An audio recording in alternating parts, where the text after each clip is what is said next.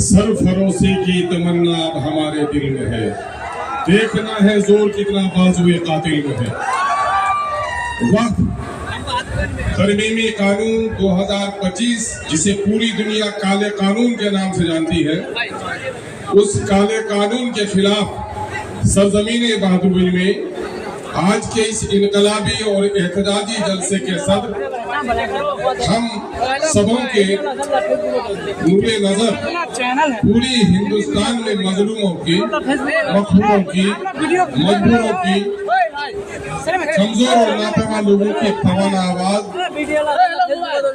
Party मजलिस इत्तेहादुल मुस्लिमीन के कुल हिंद सदर जनाबे बैरिस्टर असदुद्दीन ओवैसी साहब, बिहार के जिम्मेदार जनाबे भाई माजिद हुसैन साहब, रुकन असेंबली, आज की इस महफिल को मुनक़िद करने में अपनी पूरी मेहनत लगाने वाले और पार्टी में नए इरादों के साथ शामिल होने वाले जनाबे भाई तौसीफ आलम साहब, भाई जनाबे फैयाज आलम साहब चेयरमैन, जनाबे भाई तसीरुद्दीन साहब, जनाबे भाई गुलाम सरवर साहब जो पूर्णिया के जिला परिषद के चेयरमैन के नुमाइंदा हैं, जनाबे भाई हाजी नाहिद गनी साहब, भाई जनाबे इसहाक आलम साहब ट्रेजरर MIM बिहार, जनाबे भाई इश्तियाक आलम साहब ज्वाइंट सेक्रेटरी MIM बिहार, जनाबे मौलाना अब्दुल्ला सालिम कमर साहब पार्टी के जिम्मेदार साथी, जनाबे भाई मुर्शिद आलम साहब जो इस वक्त जोकी में बड़ी जमामर्दी के साथ पार्टी का परचम लहरा रहे हैं, जनाबे भाई राशिद साहब, जनाबे एक बड़े आलिम दीन और सियासी मुदब्बिर जनाबे भाई मौलाना व मुफ्ती अतहर कासमी साहब, पार्टी के जिला इकाई के सदर जनाबे भाई हैबर साहब, मुखिया गुलाम हसनैन साहब, मुक्तदा साहब, नूरुल्लाह साहब, उम्मन बाबू, हाशमी बाबू, आए हुए सोनू बाबू, और मेरी आवाज मीडिया के जरिए से उन तक पहुंच जाए।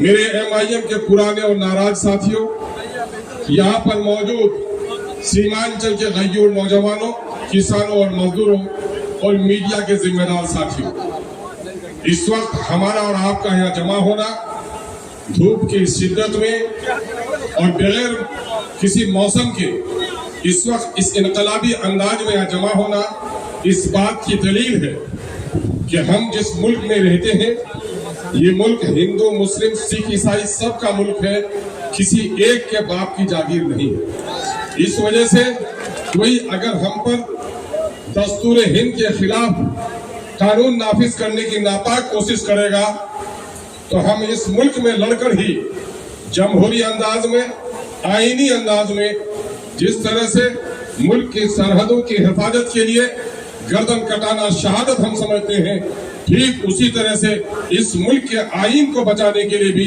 हम अपनी गर्दनों को कटाने के लिए तैयार हैं। और फिर इस वक्त जो ये काला कानून जिसे हमारी शरीयत पर हमला किया गया है, हमारी दीनी गैरत को ललकारा गया है, इस मुल्क के आईन को तोड़ने मरोड़ने की सिर्फ नापाक कोशिश नहीं की गई, बल्कि इस मुल्क की आजादी के बाद कुछ दीवानों ने, कुछ पागलों ने, कुछ हिंदुस्तानी, कुछ पाकिस्तानियों ने मुल्क को बंटवारा कर दिया।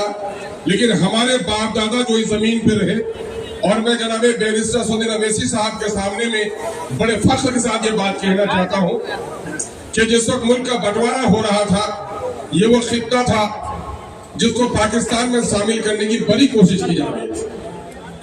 मैं मुबारकबाद पेश करता हूँ और खराज अकीदत पेश करता हूँ अपने बुजुर्गों को कि हमारे बाप दादाओं ने उस वक्त इस मुल्क को सालिम रखने में कितनी बड़ी कुर्बानी दी। वो ये कि पाकिस्तान बना तो अपने वजूद से ही दो टुकड़ा हो गया, पूरब और पश्चिम का हो गया। अगर ये खित्ता सीमांचल का जरा करवट बदलता और आज के बांग्लादेश का हिस्सा बन गया होता तो मोदी जी, ये भारत भी दो टुकड़े होने से कोई नहीं बचा सकता। आसाम का इलाका अलग हो जाता। भारत को अगर टुकड़ा होने से किसी ने बचाया है तो सीमांचल के गय्यूर आवाम ने, यहाँ के मुसलमानों ने बचाया है, आपके खानदान के लोगों ने नहीं बचाया। उसके बावजूद भी अमित शाह आते हैं और यह कहते हैं कि मुसलमानों की बड़ी आबादी है और भाजपा के वो लोग जिनको हमारे पंचायत नुमाइंदगान ने दूध पिलाकर खैरात के नाम पर वोट देकर अपना पेशवा बनाया, इन बेगैरतों को पूछना चाहिए कि आखिर अमित शाह के कान में इस इलाके के मुसलमानों के खिलाफ, इस इलाके के हिंदुओं की मोहब्बत के खिलाफ, इस मुल्क के इस खित्ते में गंगा जमनी तहजीब के खिलाफ अगर कान भरने का काम किया है तो इन्हीं मुखियाओं के वोट ने किया है, इन्हीं पंचायत सदस्यों के वोट ने किया है। मेरे भाई, अपने दरमियान आप भी गैरत पैदा करो। जिस्म बेचने वाली औरत तवायफ नहीं होती है, 70 तवायफों से ज्यादा गुनहगार वो होता है जो ज़मीर का सौदागर होता है। इसलिए ज़मीर को मत बेचो। मैं गय्यूर नौजवानों, मैं तुम्हारी आंखों में जो अंगारे देख रहा हूँ, जो तुम्हारी पेशानी में इनकलाब की लकीरें देख रहा हूँ, मुझे यकीन हो गया है कि मोदी खुद ही उल्टा लटक जाएगा लेकिन हिंदुस्तान के संविधान को कभी पारा नहीं कर सकेगा। इसलिए कि हिंदुस्तान में गंगा जमनी तहजीबें भी बाकी है। आप जानते हैं ये मामला सिर्फ मुसलमानों का है, ये मुसलमानों का मामला सिर्फ नहीं है, ये हिंदुस्तान के दलितों का मामला है, हिंदुस्तान की दूसरी अक़लियतों का मामला है। जब कोई चोर और डाकू कहीं आता है तो सबसे पहले उस घर के सबसे जमामर्द मजबूत आदमी पर डंडे चलाता है ताकि ये खौफजदा हो जाए तो बाकी लोग सर झुकाने पर मजबूर हो जाएंगे। बिहार हिंदुस्तान की अक़लियत के लोगों, माइनॉरिटी के लोगों, दलित और पसमानदों, कान खोलकर सुन लो। अगर हिंदुस्तान की सबसे बड़ी अक़लियत मुसलमानों के इस जंग में अगर तुमने साथ देकर इस काले कानून का खात्मा नहीं किया तो आज हमारी बारी है, कल तुम्हारी बारी आने वाली है। इसलिए होश में आना पड़ेगा और इस वक्त हमें बहुत मुत्तहिद होकर, गैरतमंद होकर लड़ाई लड़ने की जरूरत है। बिहार के इस खित्ते में कभी मौलाना मोहम्मद वली रहमानी साहब नव्वरल्लाह मरकदहू ने एक इनकलाबी जुमला किशनगंज की सरजमीन में कहा था। क्या कहा था कि गय्यूर मुसलमानों, ऐ सीमांचल के दलितों, तुम्हारी आबादी इस कदर यहाँ पर है और तुम इतने बदहाल हो, तुम्हारी बदहाली का कसूरवार जितना पटना और दिल्ली है उससे ज्यादा कसूरवार तुम हो। इसलिए हो कि तुम जुल्म के खिलाफ आवाज नहीं उठाते। होना तो ये चाहिए था कि मुल्क में दलितों और अक़लियतों के खिलाफ अगर कोई जुल्म हो तो यहाँ से ज्वार भाटा की लहरें उठनी थी और पूरे मुल्क में फैलनी थी। लेकिन अफसोस कि जो लहरें दूर से चलकर आती हैं वो भी सीमांचल में थम जाती है। मैं मौलाना की रूह को इत्मीनान पहुंचाता हूँ कि मौलाना, आपने जुमला आज से 20 साल पहले कहा था, मैं राजद का एमएलए था, लेकिन अल्लाह का शुक्र है कि वक्त इस काले कानून के खिलाफ, अक़लियतों पर हो रहे जुल्म के खिलाफ, बिहार की नाकारा और नापाक हुकूमत के खिलाफ अब सीमांचल के लोग खामोश नहीं है, बल्कि सीमांचल जो लहरें उठती हैं वो पूरे हिंदुस्तान में फैल रही है। यहाँ पर एमआईएम की जीत इस बात की इनकलाबी दलील है। मैं आप लोगों से कहना चाहता हूँ, रात अंधेरी है और लंबी भी है।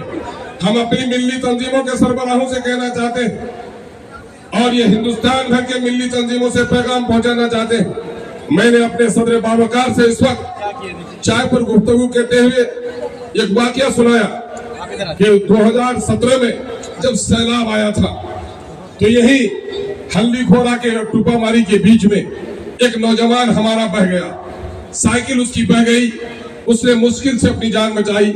एक डुम्मर के गाछ में जो आज भी खड़ा है जहां का उसने सहारा लिया और कहा जाता है 24 या 36 घंटे तक उसने उस दरख्त पे पनाह ली। वो बताता है कि जिस दरख्त में मैं था वहां पर रंग बिरंग के अलग अलग 50 किस्म के सांप थे, लेकिन हर सांप सहमा हुआ था, कोई किसी को डंक नहीं मार रहा था। हत्ता कि उन सांपों के दरमियान मैं घिरा हुआ था, लेकिन मुझे भी उस सांप ने कोई नुकसान नहीं पहुंचाया। मेरे मिल्लत के गाजियों, अगर मुसीबत के मैदान में अगर आफत आती है तो जंगल का दरिंदा अगर मुत्तहिद और शरीफ हो सकता है, अगर इस काले कानून के खिलाफ मिल्लत के गय्यूर तंजीम के जिम्मेदारों आपने इत्तेहाद का सबूत नहीं दिया तो मैं समझता हूं कि वो दरिंदगी भी हम पर शर्माने लगेगी।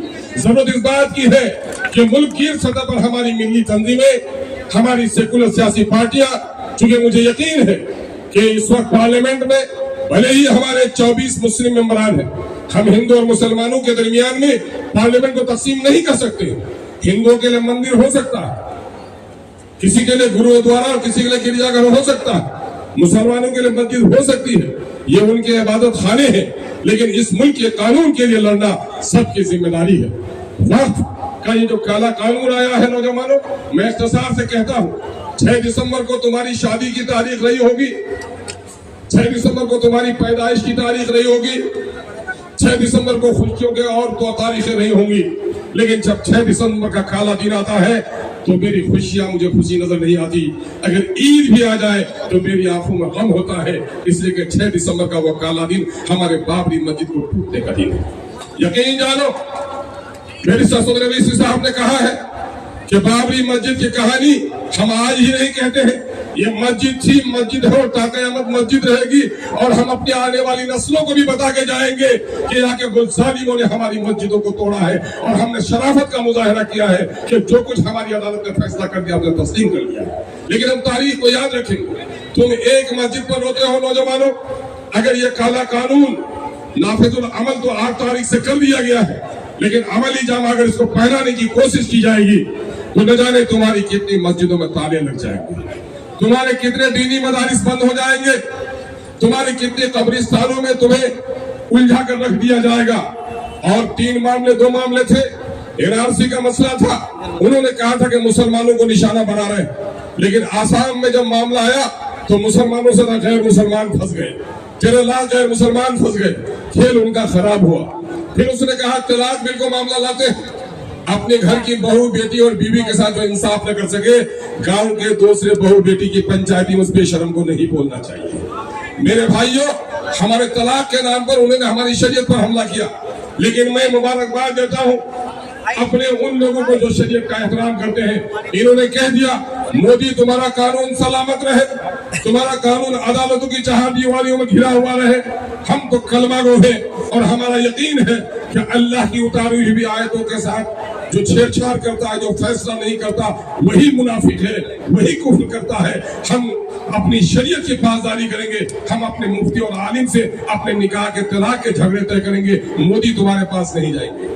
मोदी ने जब देखा ये खेल भी खराब हुआ और मोदी सब जगह नाकाम हुआ, 15 लाख की जगह 15 पैसे नहीं दे सके, करोड़ों को नौकरी देने के वादे के नाम पर उसे पकौड़ा बेचने को नौकरी करार दे दिया। और उन्होंने महंगाई के नाम पर, पहले यही शख्स कहता था कि रुपए की कीमत घटती है तो देश की आबरू गिरवी रख जाती है, और आज देश की आबरू को उसने वहां गिरवी दिया कि तारीख में डॉलर के मुकाबले में पैसे की कीमत, रुपए की कीमत इतनी नहीं गिरी थी। इन तमाम तो नाकामियों को छुपाने के लिए मोदी ने मुसलमानों को निशाना बनाया, और मुसलमानों को निशाना बनाते हुए एक वाकया मैंने कई जगह सुना, इख्तिसार में सुना देता हूँ। एक बड़े घर की बहू थी, बच्चा उनका रो रहा था और बच्चा पहल नहीं रहा था। नौकर को उसने दिया कि जाओ फूल की क्यारी की तरफ। उसने फूल की क्यारी में बच्चों को घुमाया, रंग बिरंगे फूल दिखा, बच्चा पहल नहीं रहा था। कहा खिलौने दो, खिलौने उठा के बच्चा फेंक रहा था। उस नौकर ने देखा कि दुबली पत्ती बिल्ली तालाब के नजदीक खड़ी है, उसने उसे गले में रस्सी लगाया और बच्चे अक्सर शरारत करते हैं, जब बिल्ली को डुबाने उठाने लगा तो बच्चा खिलखिलाकर हंसने लगा। अब इस बहू की आदत हो गई कि जब भी उनका बच्चा शरारत करता, अब बच्चों को खिलौना देने की बात नहीं कहता, बल्कि अपने नौकर से कहता जा बिल्ली को जरा डुबा, बच्चा बहल जाएगा। ठीक उसी तरह से मोदी अपनी तमाम नाकामियों को छुपाने के लिए कुछ भी नहीं कर पाता है तो अपने मुसीरों से कहता है कि मुसलमानों को परेशान करने वाली कोई साजिश करो। चुनांचे मुसलमानों को परेशान करने के लिए उसने एक काला कानून लाया। अब जानते हो क्या होगा? यही एनआरसी के जमाने, सीए के जमाने में तहरीक चल रही थी, और उस बिल को भी अगर चाक किसी ने किया था, दूसरा किसी ने नहीं किया था, बल्कि उस बिल को भी, काले बिल को भी चाक करने का काम किया था तो सलाहुद्दीन अवैसी का बेटा बैरिस्टर अवैसी ने किया था। और इस काले कानून को भी चाक करके वो सिर्फ कागज को चाक नहीं करना था, बल्कि पूरे हिंदुस्तान के गैरतमंदों को हिम्मत दिलाना था कि न करबल में, न मक्तल में, न शाह के आगे मोदी सुनने के मुसलमान झुकता है, फकत अल्लाह के आगे तुम्हारे काले कानून के सामने हम नहीं झुक सकते। इस काले कानून की खराबी क्या होगी? सीए के जमाने में अररिया से पश्चिम राशिद भाई गवाही देंगे, एक झगड़ा हुआ दलितों के यहाँ। क्या हुआ? जब पंचायती में नशा उतर गया तो कहा क्या कहिए मालिक अपनी जबान में बोला, हम लोग बिना वजह के दोनों भाई लड़ गए। कहा कि क्या हुआ रे? मालिक बोलते हुए शर्म आती है, बोला बोलो क्या हुआ, पंचायती तो करनी है। कहा मालिक शहर से कुछ लोग आए थे और हम लोग के कान में बात सुनाए थे, ये जो सीए का काला कानून में मिर्ची लगाई गई है, ये मुसलमानों को बांग्लादेश और पाकिस्तान भगाने का है, और जब बांग्लादेश चला जाएगा तो ये जमीन तुम लोगों की, मकान तुम लोगों का हो जाएगा। मालिक हम लोग समझे कि ये सही है, तो मैंने कहा था अपनी बस्ती में कि ये जो भाग जाएगा तो पश्चिम वाला पक्का का मकान हम लेंगे। तो गांव का ही दूसरा बोलने लगा कि नहीं पक्का का मकान हम लेंगे। इसी बात में हम लोग लड़ गए थे। यकीन जानो ये वाकया ऐसा नहीं है, सच्चाई पर मबनी वाकया है। पटने में एक साहब प्रोफेसर है, वो घर अपने खेत बटाई पर दिए हुए हैं पूर्णिया के। वो कहा कि साहब मैं तो हैरत रह गया, जब मैं गाँव गया तो मुझे मेरे सामने में मेरे बटाईदार आया और बड़ी शराफत के साथ कहने लगा, सर एक बात कही मालिक माफ करी। कहा क्या मामला है? क्या हमारा सुनी कि आहा साहब बांग्लादेश चली जब उसी अंदाज में अपना कहा कि बांग्लादेश आप लोग चले जाएंगे। मालिक हम तो 7 बीघा जमीन जोतते हैं, ये सब जमीन किसी दूसरे को मत दीजिएगा, ये सब हमको दे दीजिएगा। ये कान भरा है मोदी ने, ये गांव गांव में जाकर कहा है इनके कब्रिस्तानों में तुम्हारा मॉल बना देंगे, इनके खानगाहों में तुमको बसा देंगे, इनके मस्जिदों को हम तोड़वा देंगे। यही वजह है कि समाज का एक बड़ा तबका इसमें गुमराह हो गया है। लेकिन मैं अपने गुमराह भाइयों को भी कह देना चाहता हूँ, यकीन जानो ये मुल्क जितना किसी के बाप की है, हमारे बाप की है, और इस मुल्क से हमारी वफादारी ऐसी है कि जिंदगी में इसी में सांस लेते हैं, इसी के अनाज को खाते हैं, इसी के पेट से निकले पानी को भी पीते हैं, और मरकर भी इस मादरे वतन से हमारी खाक कहीं जाने वाली नहीं है। हम तो वफादार लोग हैं। और सुन लो, मछली पानी के बगैर तो जिंदा रह सकती है, लेकिन मुसलमान वो कौम है, शराबी जुआरी गुनहगार हो सकता है, लेकिन अपनी शरीयत को पामाल करते हुए कोई बर्दाश्त नहीं हो सकता है। इसलिए कान खोल कर सुन लो कि मछली पानी के बगैर तो जिंदा रह सकती है, मुसलमान शरीयत के बगैर जिंदा नहीं रह सकता। इसलिए अपनी शरीयत को बचाने के लिए हम हर लड़ाई लड़ेंगे। मुझे खुशी है कि इस वक्त तौसीफ आलम साहब ने पार्टी में शमूलियत इख्तियार की। पिछले दिनों किससे क्या दगा दिया है ये आपके सामने में। मेरी ये ताकत नहीं कि मैं किसी से बदला लूं, लेकिन आपके अगर एतमाद के साथ किसी ने धोखा किया है तो बदला लेने वाले मालिक आप हैं। आज कौन है लीडर? कौन है लीडर? माँ के पेट से कोई जन्म नहीं लेता। अवाम जिसे इज्जत दे देती है वो लीडर बन जाता है, अवाम जिसे इज्जत छीन लेती है वो खाक पर आ जाता है। आपने अगर इंसाफ और उम्मीद की बुनियाद पर किसी को इज्जत दी है और आपके साथ दगा किया है तो इंसाफ करने वाले भी आप।